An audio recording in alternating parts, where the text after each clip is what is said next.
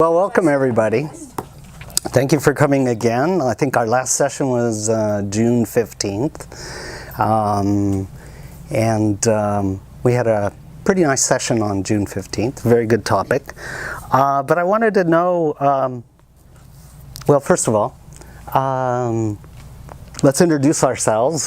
Everybody else in here knows everybody, but you're new. I'm new to the whole group? Yes, yes, yeah. Okay, well, my name is Cindy. Hi, Cindy. And I'm just open and exploring. And Oh, okay. So, All right. Have you seen anything on quantum navigation, or do you do meditation? yes, and I'm familiar with the quantum aspects of physics. Oh, good. So I... Schrodinger. Maybe. He loves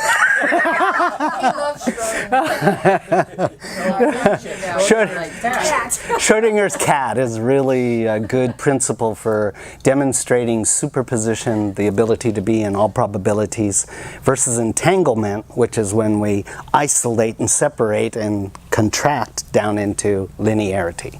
So the principle of Schrodinger's cat is really optimum for this type of class. And we have gone over many different functions inside of, or I should say foundations, inside of previous sessions with this class, and even the weekend workshop. We go over a lot of the principles and basics, and then during the evening sessions here at Storm Wisdom, I try to take one new topic area and expand upon it.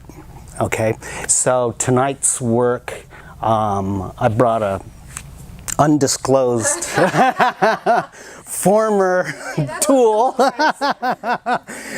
which I hope to be able to get into it later tonight. But first, I got to go over some groundwork. So this is an ongoing group? Yes, yes. Like once a month-ish. In these evening sessions, in taking selected topics, we've been delving deeper and deeper into consciousness and the formation of where some of our greatest resistances, boundaries, and contractions exist. And in working with these resistances, contractions, and boundaries, we come up against the lens, like in a theater, the lens that projects a lot of these issues that we have that restrict our sense of connection, our sense of freedom, our sense of peace and expansion. So if we work with finding where the cracks are, so to speak, in the lens, then on every scene and in every character, we can remove the issue that creates our repeating dramas, challenges, and so on. Okay, so we've been taking this deeper and deeper. In the last class, June 15th, we went over, ironically, rage, outrage, and intolerance. Why do we need it? So, inside of rage, outrage, and intolerance, we looked at a lot of the stories that we create unconsciously, and we repeat to ourselves, and how those stories work with emotions to keep the drama and karma going round and round. So we keep running up against the same issue. And over time, this stories then, with their psychological and emotional component, they calcify and they become belief systems. And in those belief systems, they begin to feed like roots to our tyrant.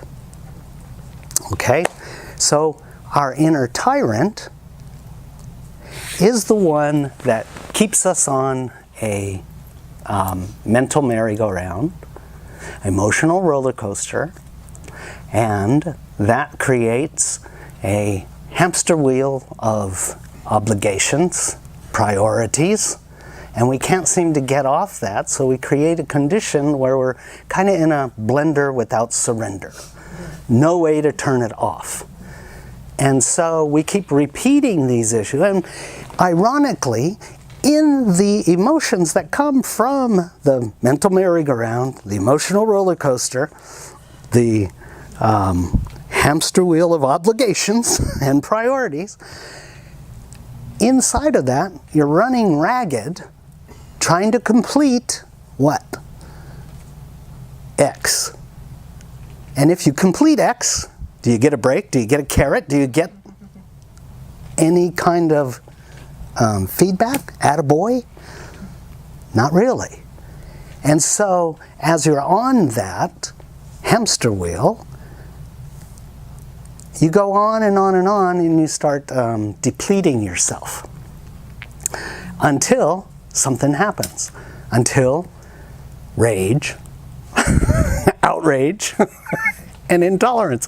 When you start waking up to the fact, hey, nobody's appreciating what I'm doing, and nobody's giving me any credit, nobody cares. All these emotions start coming up as you start questioning the landscape that you're in. Why are you in this landscape? Becomes a question that runs to the forefront. Or sometimes it just appears there and then it goes back to the back of your mind. But it's rage, outrage, and intolerance that actually can help us see what's going on and begin to disassemble the entire architecture that got you into that position in the first place. All right, so that was last week. And one of the things that we found with rage, outrage, and intolerance was that if you track them back to your core issues, and we've talked about core issues in almost every one of these evening sessions. Core issues are issues where there is no actor. There's only you. Prior to going back that far, you have a whole series of events, dramas, characters, and you're interconnected in all of these dramas that go on and challenges that go on with this. Well, if you want to resolve an issue, yes, you can begin to see how you are employing enabling actions, disempowering actions, thoughts, emotions, habits, patterns, and so on. So you can track them back to events, and you can track them back to characters, but are you free? No. You will repeat them. They will come back up because the filter is somehow associated deeper in you. So that forces us to track them back. Well, where did I first encounter these issues?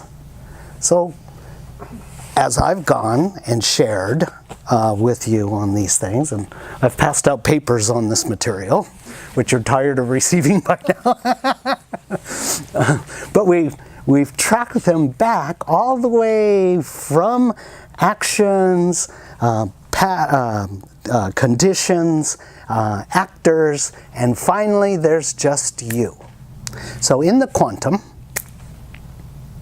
we've talked about Purusha and Prakriti, the two different states. Purusha being consciousness, fully aware, fully awakened, and it's nothing but consciousness.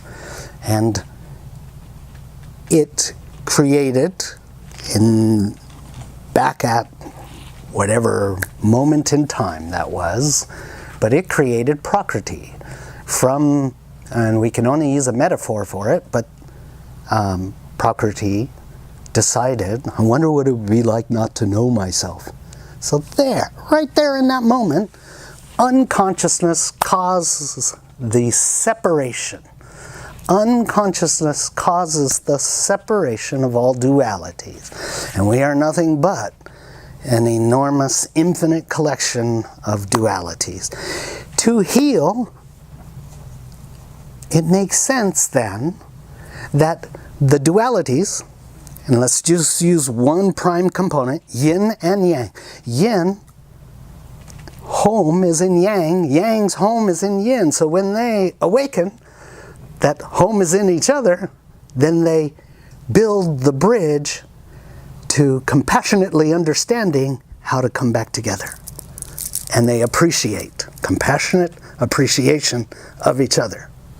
So, if we are an infinite collection of dualities, then at the moment Prakriti was created, Prakriti is unconsciousness, it is void, unconsciousness. So, Purusha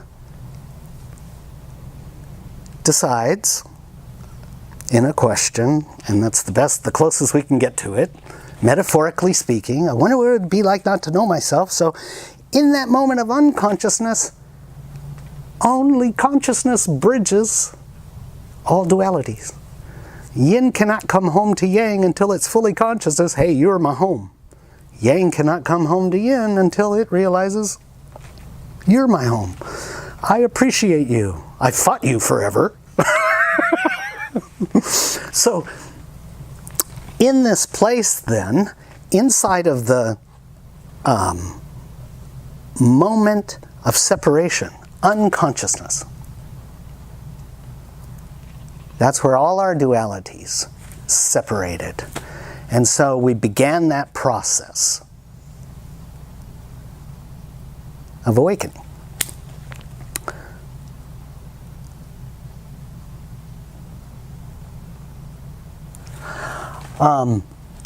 So from the last workshop that we did, I don't know if, I'll get back to more of this in just a moment.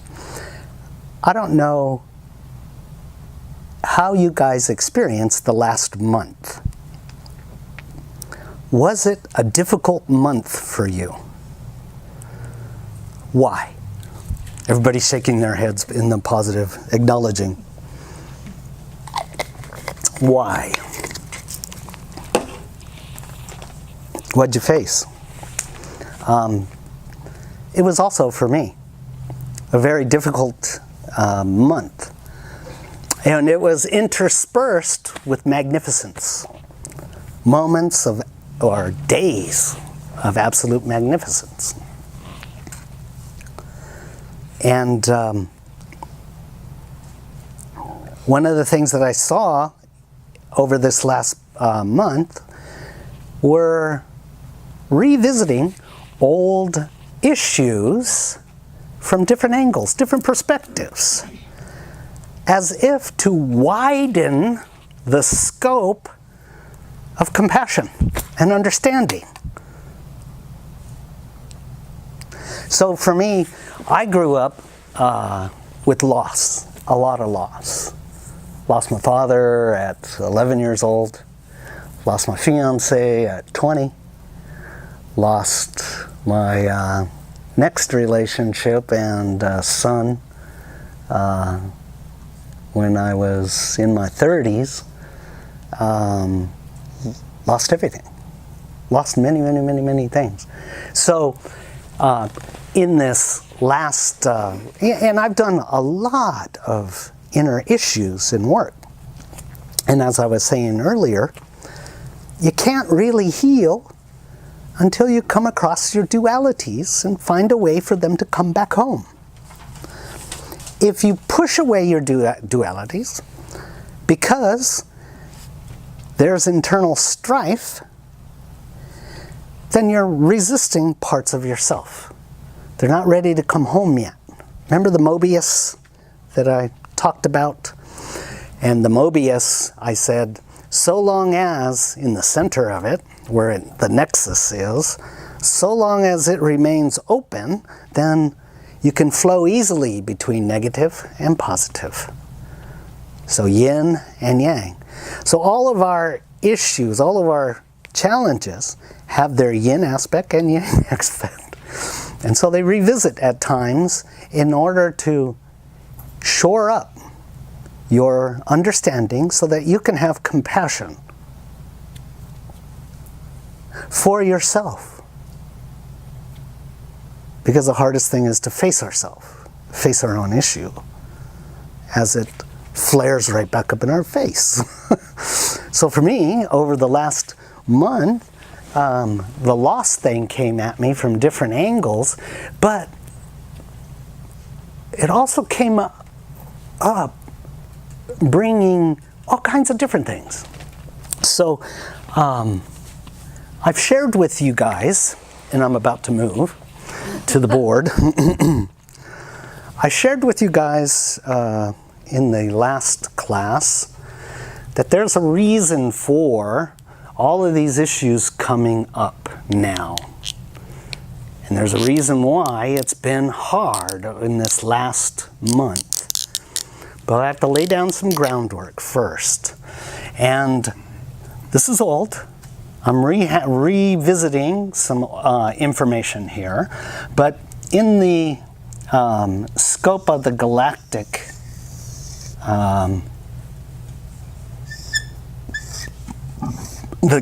cycle,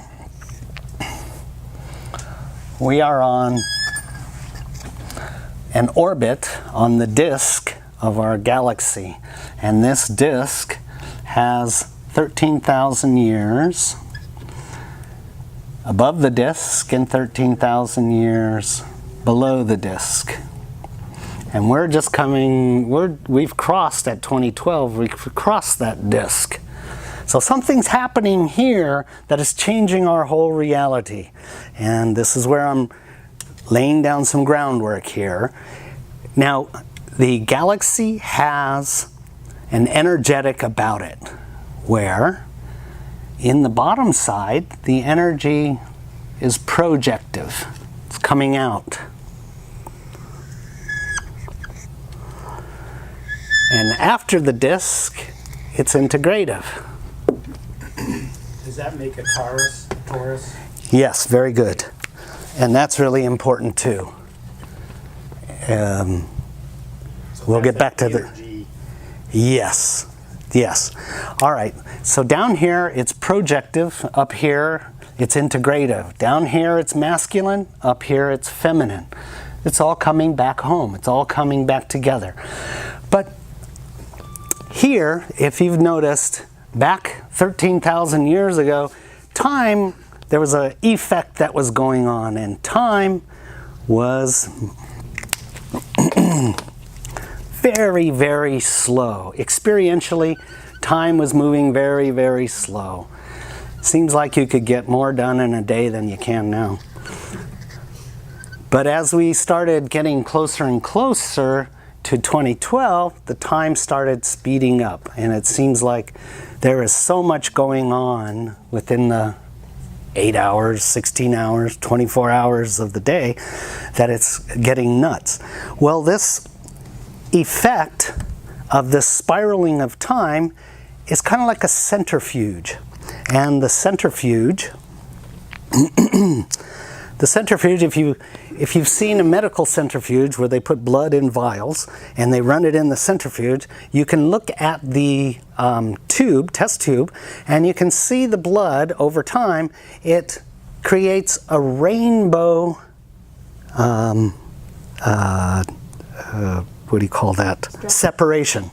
It stratifies, yes, it stratifies according to density and weight.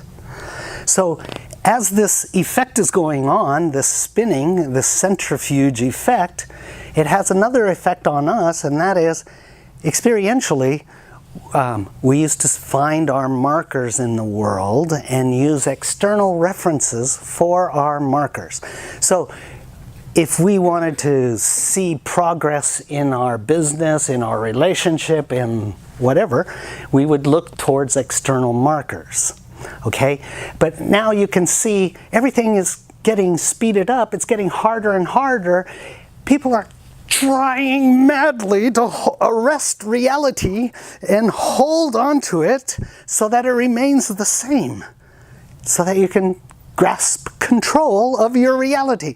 Well, meanwhile, the centrifuge is spinning faster and faster and faster, and it's getting us to move, to release, let go, and start to change navigational references to the internal.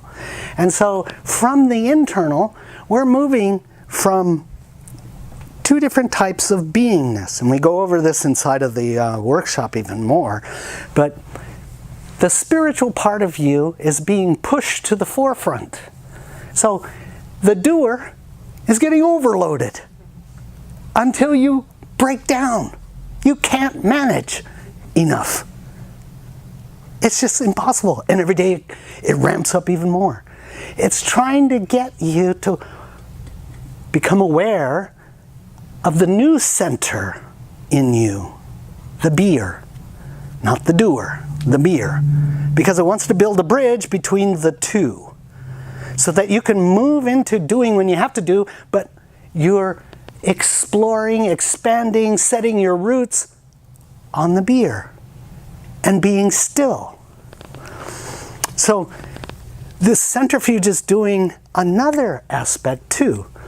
If we look at a black hole, and a black hole is very much like this spiral, the black hole starts to pull anything around it in towards the quantum singularity. And then takes an opposite role, and it starts expressing it, spreading it everywhere. Well, as we've seen in Schrodinger's cat, we went over this before, superposition. Superposition is all probability, all possibility, all timeline. Do you remember? Do you remember that in you? So when we say superposition, we have a component inside of us, the quantum singularity. That quantum singularity, its job is to get you to let go of everything that you've structured your identity, your consciousness, your beingness around. Because you are not structure. You're infinite. You're consciousness. You're on all multiple planes, dimensions, probabilities, possibilities, all at the same time. Okay, so this experience here, we've been meeting inside of the quantum. It's what causes the experience of the fugue. The fugue is that experience of going into seemingly absolute darkness, no orientation, no gravity, and all you have is your stories. You face your stories.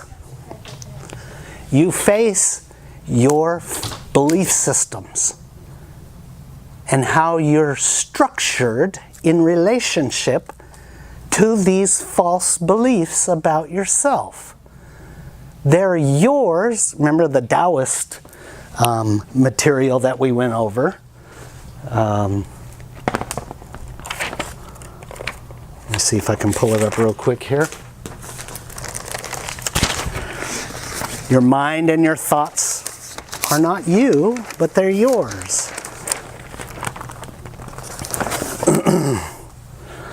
Your emotions are not you, but yours. Your body is not you, but it's yours. When you can go beyond the mind, beyond the emotions, thoughts, and beyond the body, sensations, there you'll find the true you.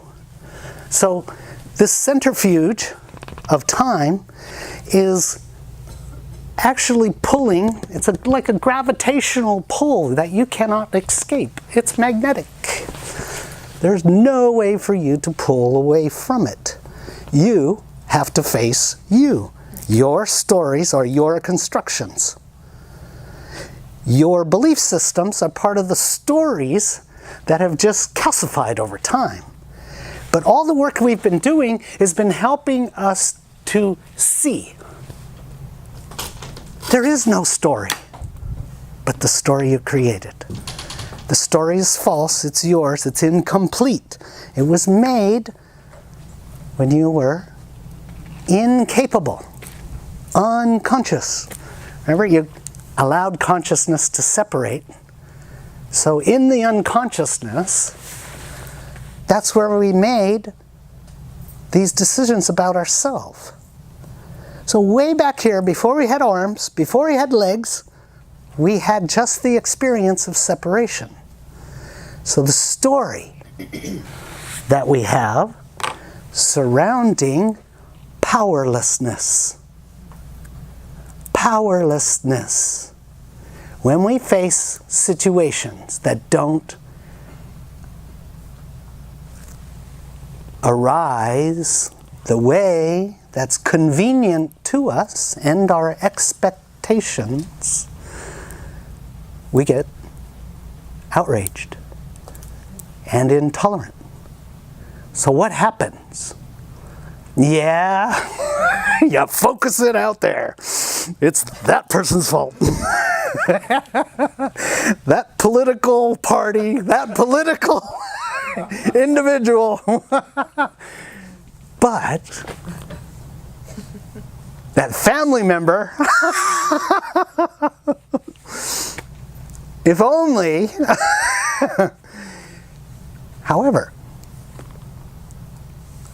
in understanding this, that you're in a fugue, and what happens when you face another person that has some kind of right into the fugue. So inside of the fugue, you experience that rage and outrage and intolerance. However, what have we learned by fighting the reflection of ourselves? By fighting our reflection, pray it away, ain't gonna do it. If I go do 500 good things, it won't take the place of my outrage and intolerance for the powerlessness that I feel. So I can't Good Samaritan it away. So fighting it, as I'm trying to exemplify, fighting it doesn't lead anywhere except into the karmic wheel of letting it ride and coming back and facing it again. Maybe your prayers will get more direct.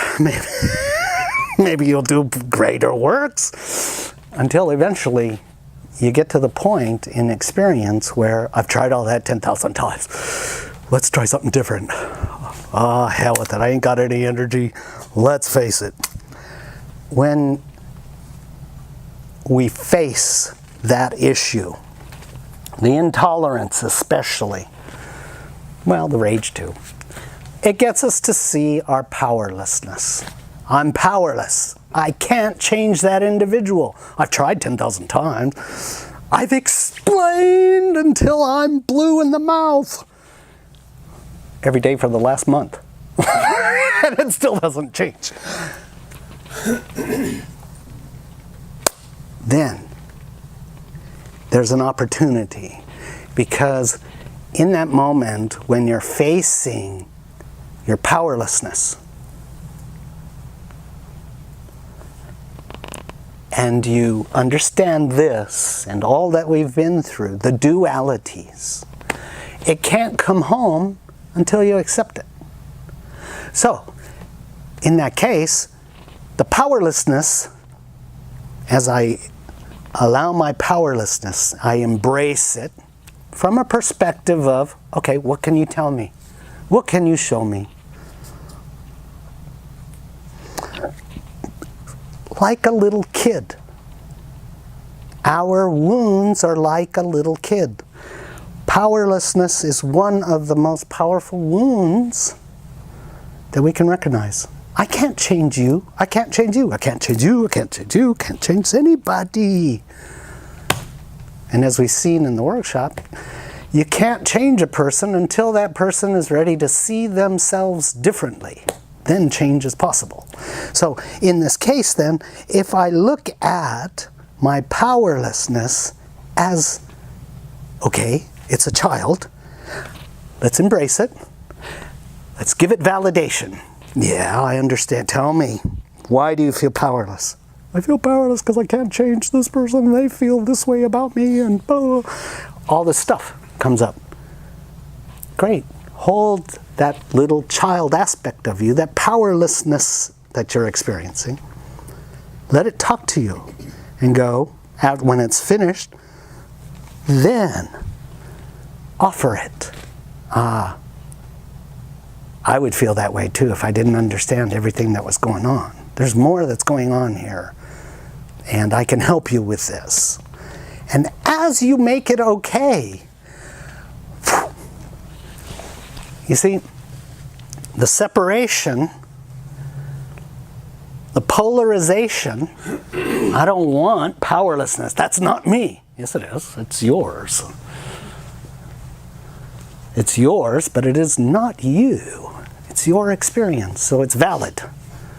So that part that's flagging emotionally and psychologically to you is important for you to bring the bridge together. So that bridge of making it okay, making it a child, because we're like a tribe. Each of us, even though we are individual, we have all these components. We have dualities. And that duality is the inner child and the adult. The male and the female. And you may have a female and male inner child too. Those are duality. And the higher self and lower self. So before those bridges can come together and experience superposition, they've got to face the quantum singularity, where it all comes back together. Are you ready to bridge? Are you ready to bridge? That's the mouth, and we call this the great mouth, into the fugue. The great mouth draws you in, and you're lost, but you're facing the crucible of all of your issues. So as the issue comes, it's flagging. It's flagging. I feel painful from this. Well, look at those 9 different... There's 9 different... I wrote them down quickly here, because I've given them to you in other handouts. We have pain, fear, guilt and guiltiness, rage, outrage, and intolerance. That's number 4. Powerlessness and not in control, not being in control. Worthlessness, unworthiness, abandonment, disconnectedness, and separateness. So those elements we face as we come back to this.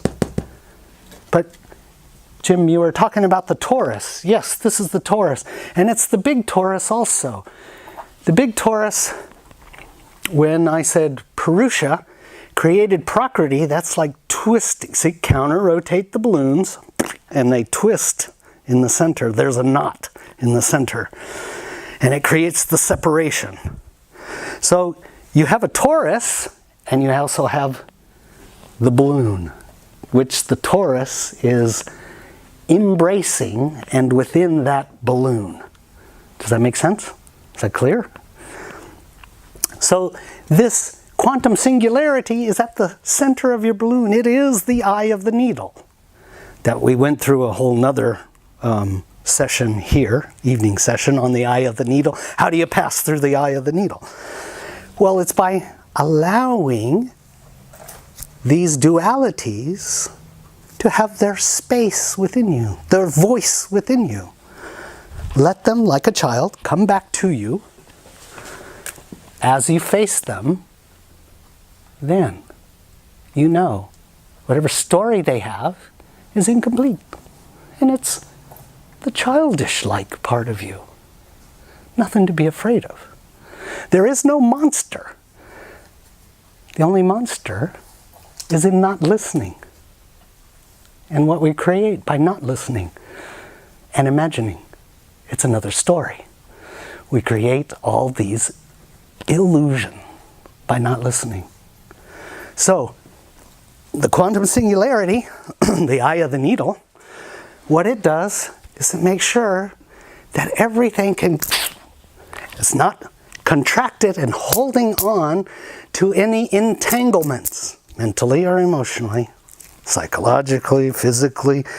And so, if it isn't, then it just opens up and it spreads across the whole. There's the projector. There's the projector. What's on the lens of the projector is then inside every actor, every condition, every play that goes on.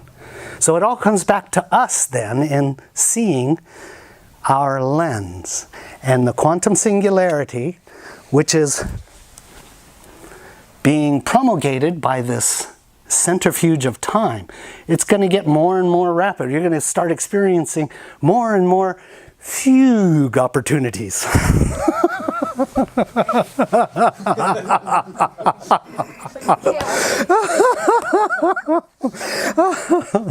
And thus, the reason why we need to see that our stories are not true. We need to see that our stories creating the belief system and the concrete foundations we once thought were us are not us. They're ours, but they're not us. And they're ready to be fractured and released. Because those are our roots. When we went unconscious,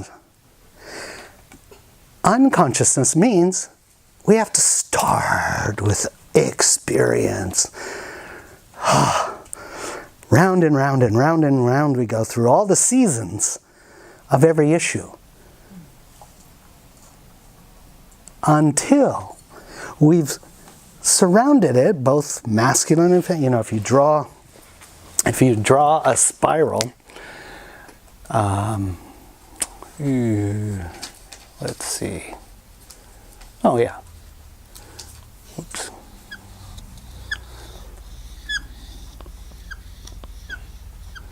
If you draw a spiral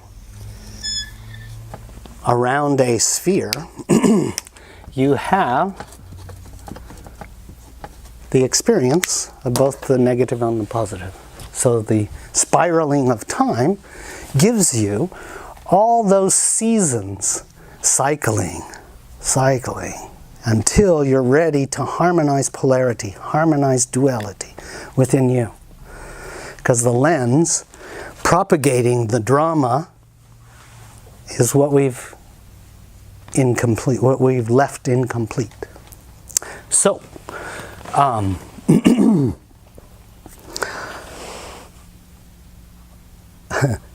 now I left it as at the quantum singularity and the spiraling of time is creating events that we increase our experience of facing ourselves, facing our incomplete dramas. Okay? So over the last month, it's been a little difficult facing all of that. It's about to get better, though, according to the astrologics. But there's also a positive, a very, very, very positive side. As you work your way through experiencing, embracing one of these issues or wounds that you hold against yourself. I am so unworthy. Or I am so powerless. I'm so stupid. I can't fit into this group or that group or whatever.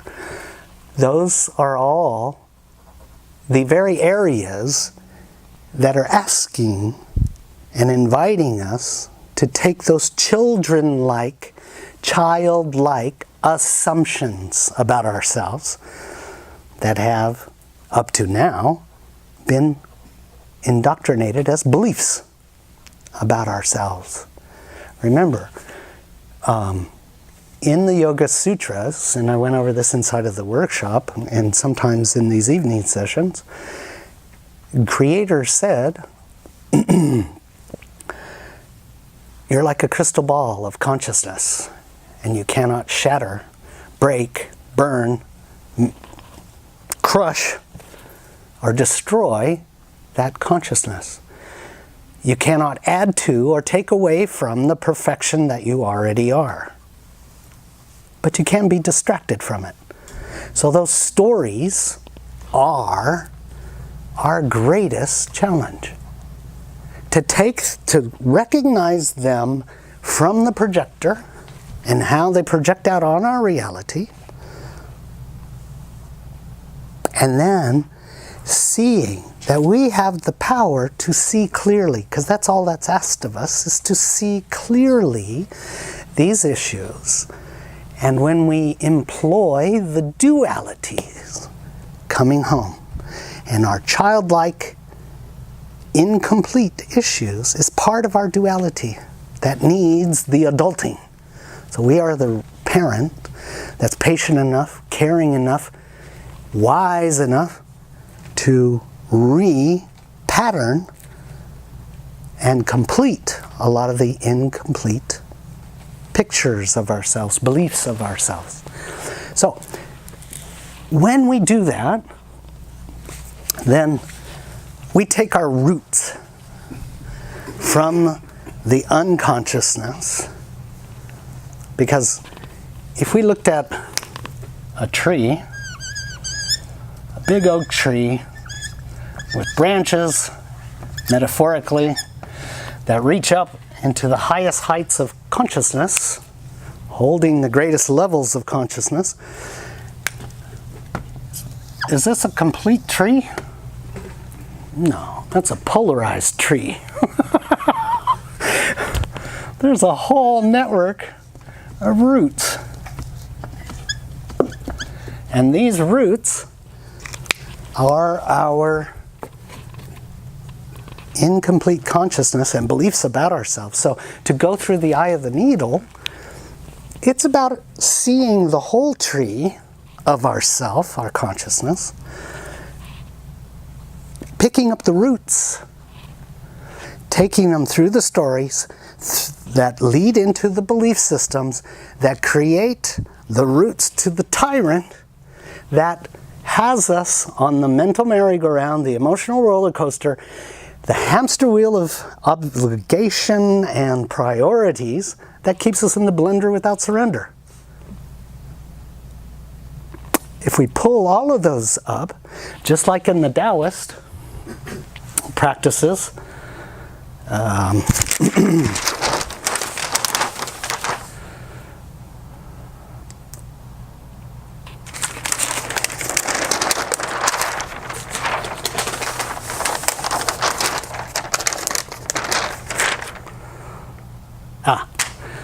you cannot change the mind with the mind. You cannot change the emotions with the mind. You cannot change the mind and emotions with the body. Oh, you can change the mind and emotions with the body to a very nice degree. When you can clearly see the difference between mind and consciousness, then you can change mind, body, and emotional issues via consciousness. So, your mind and your thoughts are not you, but yours. Your emotions are not you, but yours. Your body is not you, but yours. And when you go beyond the mind, beyond the emotions, and beyond the body, there you'll meet the true self, the true you. So, by having the stories, seeing through the stories, and the foundations of our beliefs, as well as the most important part, your inner tyrant. How your inner tyrant rules you, keeps you on the mental merry-go-round, the emotional roller coaster, and the hamster wheel of obligation. When you can see through that, then, there is a diamond. And I've been waiting to get to this part. Thank goodness. Our heart. I've been in this position for like, I'm just changing devices. Oh, okay. If anybody's watching, you're getting like to it.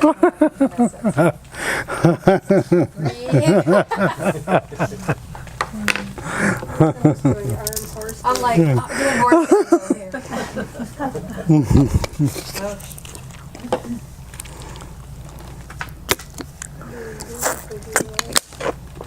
Okay, what I've been trying to get to, and I've mentioned that there's been periods of absolute ecstatic, heartfelt spaciousness, balance, clarity, nothingness, peace. Because the heart is a diamond. And in sacred geometry, one of my old passions, in sacred geometry, you learn that the diagonals are the key to all geometric forms. So all the Platonic, those of you who know what the Platonic solids are, which are 5 different forms that are unique, and you can use sacred geometry in order to model not only the chakras in the body, but also the consciousness states. And geometry, sacred geometry, demonstrates very effectively how everything came from nothingness and disseminated into all the manifestations here, all the way down to the subatomic blueprints for atoms, quarks, muons, and so on. There's templates that are sacred geometry. And the diagonals are the key that connects all the geometries. And our heart has all the diagonals. And I built a structure quite a long time ago, many, many years ago. So I'm about to unfold the structure, and you can see all of the dust in the center of it. I couldn't get to it all. But I've had it for years. I knew I'd be teaching about the diamond in the heart one day, and today's the day. So I'm very excited about this. But before I uncover it, the geometry, I expressed about how the quantum singularity that we're experiencing, its job is to reflect back at you all that is incomplete, all that is unfinished. And it puts it in such a way that it motivates you because it burns when you're looking at yourself and you're holding these things against you. And so you find quickly that if you embrace these aspects, as I've talked about, then all of a sudden it pulls you through into expansion and you feel connected to everything again. So your wound can take you through the eye of the needle into superposition, where you feel connected to everything. And that's by virtue also of the diamond in your heart. The diamond has 2 parts. And so the subject of tonight's material, I wanted to wait before I laid down and stated it, is the black diamond. What? The black diamond? What are you talking about? Well, here, at the very center, quantum singularity, I could draw the quantum singularity as being this. Yin and yang. And this pole here, if you were to take a diamond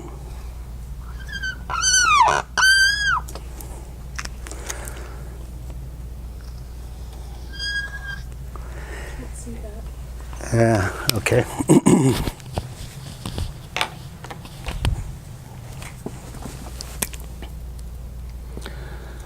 If you were to take a sphere and have a diamond in it, I'm accentuating these 2 points. These two are these 2 points in essence, because the dark is inside of the light and the light is inside of the dark in the yin and yang. So if you took the diamond, half of the diamond is white and half of the diamond is dark. This diamond is coming from, let's say, the bottom side, the separated side, so its point is dark. The one from here, the expansive side, is this. And so here's the light part of the yin and yang. So our heart has 2 different diamonds. One is expansive, the other is contractive. The contractive part is the part that holds all the fractures of unconsciousness.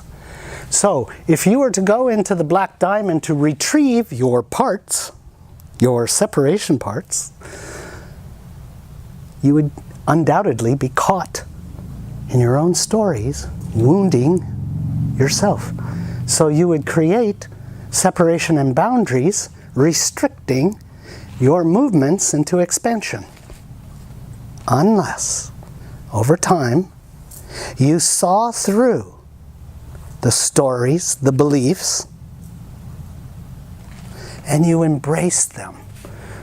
You took your roots, embraced your roots through the eye of the needle, through the quantum, through the brainwave states, and now you're back into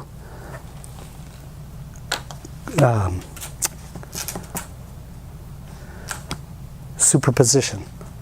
You've took the full you out. So this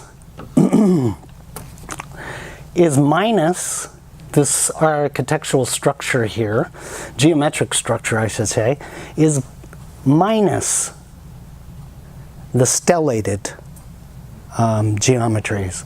The stellated would have, I put this one here, so if we tied each of the 5 points to the top on each of the 12 pentagonal points, then we would have that stellated stellated dodecahedron. And the stellated dodecahedron represents Christ consciousness, and that's a whole long other lesson. But the important thing is to demonstrate all the diagonals. Your heart is connected to all the diagonals of all the geometries of all creation. But there's a dark and a light. And from these two, you have the filaments that come together forming the DNA. One filament from the dark, the unconscious, one filament from the conscious.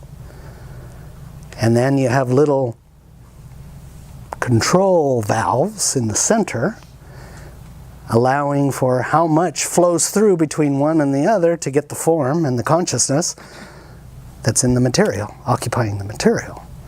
So this is huge stuff.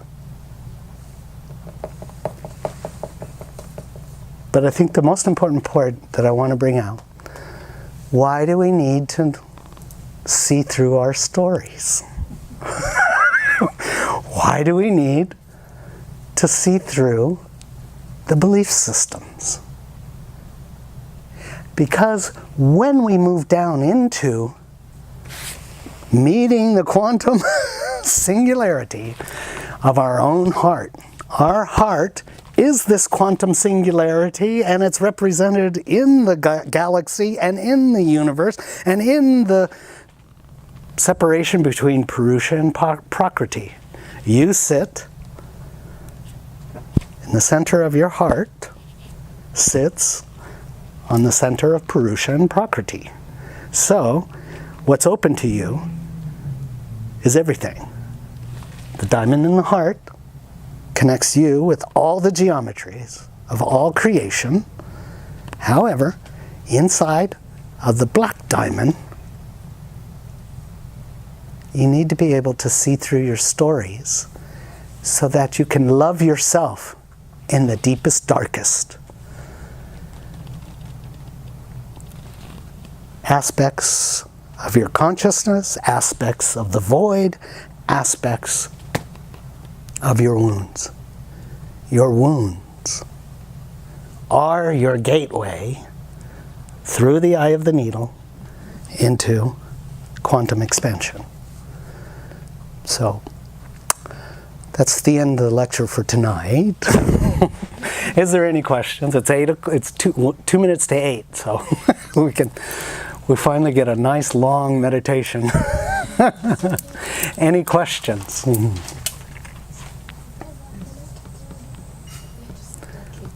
Letting it sink in.